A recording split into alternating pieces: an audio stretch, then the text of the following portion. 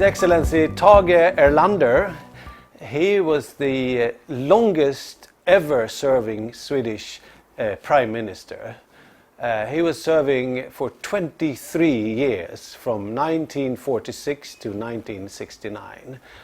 And he is very much associated with the rise of this booming Swedish economy after the Second World War and the rise and the development of the Swedish welfare state. This is the so-called record years when employment was down, GDP was up, and the society grew stronger and stronger.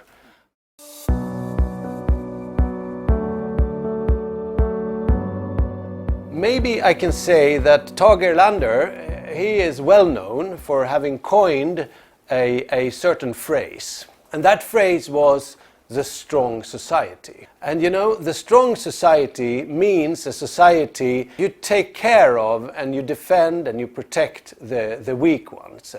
A strong society is measured by how you take care of those who are less resourceful.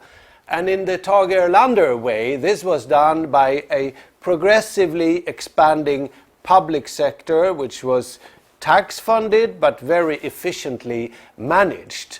Making sure that people had a decent pension, making sure that people had an employment benefit, making sure that they could pay their health bills, making sure that there was affordable childcare and things like that. And that term, the strong society, has very much colored the development of the Swedish inclusive state, I would say.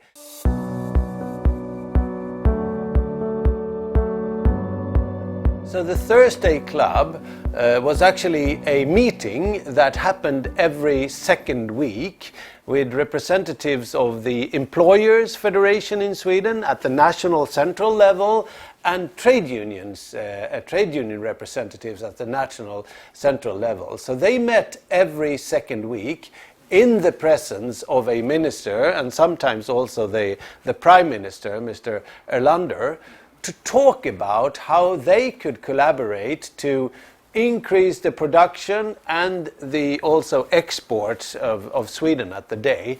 But the point was that they tried to collaborate to find solutions which were good for the employers but also good for the employees represented by the trade unions. And they could very well agree to disagree, but surprisingly often they agreed, and they realized that there was a compromise where the employers had to give a little bit in order for the employees to be happy, and for the employees realized that they also had to accept certain things. And then progressively this is how also production increased and also labor rights increased, and miraculously the number of strikes went down because there was this feeling that there was a social consensus.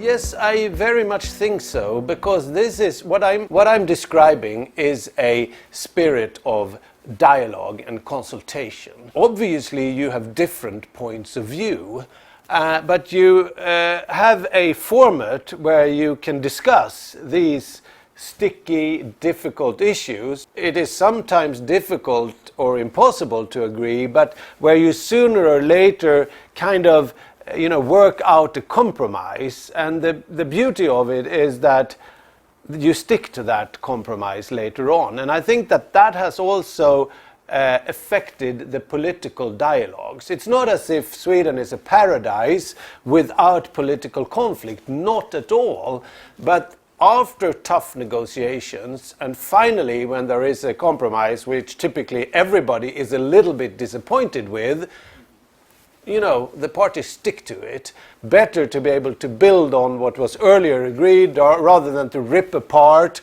and then start anew, which I think could maybe increase division and polarization.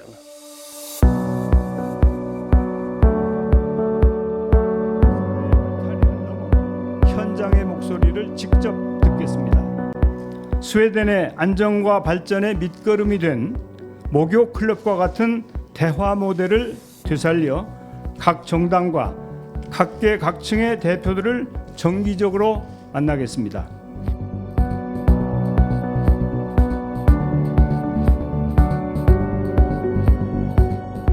I have heard that the Prime Minister took this initiative, but I think that the initiative looks and sounds like a great initiative because, obviously dialogue and sitting down and trying to work out solutions is better than not meeting.